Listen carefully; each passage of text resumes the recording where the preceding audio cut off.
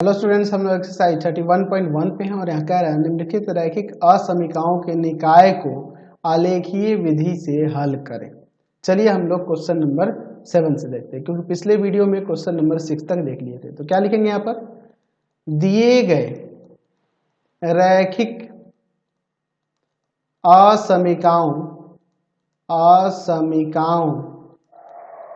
रैखिक असमीकाओं को रैखिक समीकरणों में बदलने पर क्या हो जाएगा, x plus y equal to में 6 और यहाँ हो जाएगा 7x plus 4y equal to में 28। यहाँ दो ऋणोत्तर व्यवरोध देख लीजिए, x is greater than equal to 0 and y is greater than equal to 0 दिया है। तो इसके लिए हम लोग अलग से नहीं लेंगे, क्योंकि हमें पता है कि इन दोनों का तात्पर्य है कि प्रथम पाद में वो हल क्षेत्र होगा। ठीक है, ये ध्यान रखना, बस इतना है। इन दोनों के लिए अलग से कुछ लेने की जरूरत नहीं है। चलिए हम लोग यहाँ पर दो चार्ट बना लेते हैं इनके हल के लिए। इन दोनों समीकरण के दो हल निकालेंगे ना कम से कम, तभी ना हम लोग इसका आलेख खींच पाएंगे। चलिए ध्यान से देखिएगा, यहाँ पर हमने दो चार्ट बना लिए। अब देखो भाई, x y, x का 0 रखेंगे तो y का 6, y का 0 रखेंगे तो x का 6। यहाँ x y, चलिए x का 0 रखेंगे तो y आ जाएगा 7 और y का 0 रखेंगे तो x आ जाएगा 4। ठीक है, चलिए अब हम लोग इसके लिए इसका यहाँ पर ग्राफ लेते हैं। ठीक है, चलिए ध्यान से हम लोग यहाँ ले लेते हैं x अक्ष और इस पर ले लेते हैं हम लोग यहाँ y अक्ष। ठीक है, ध्यान से देखो, x डैश y और यहाँ लेते हैं y डैश। पॉजिटिव में लेने की जरूरत, नेगेटिव में कोई फायदा है नहीं। 1 2 3 4 5 6 7 तक मैक्सिमम गया है। 1 2 3 4 5 6 7। चलिए देखिए अब इसका आलेख। पहले वाले के लिए x का 0 y का 6, ये हो जाएगा आपका 0 6, x का 6 y का 0।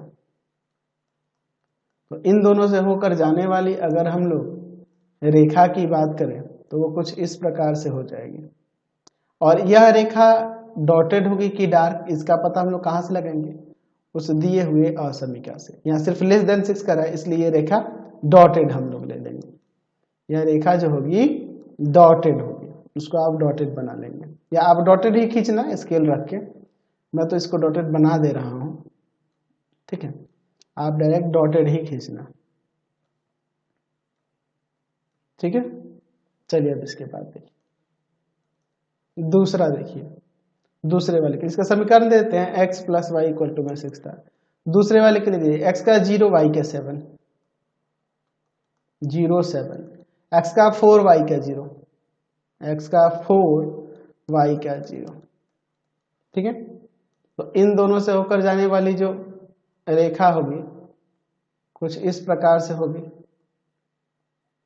तो ये आपकी डार्क होगी, क्योंकि वहां इक्वल टू का भी सिंबल है। देख लीजिए असमीका में यहाँ इक्वल भी है, लेस देन और इक्वल भी है। तो क्या है इसका समीकरण इस रेखा का, तो इस रेखा का है 7x प्लस का 4y इक्वल टू में 28।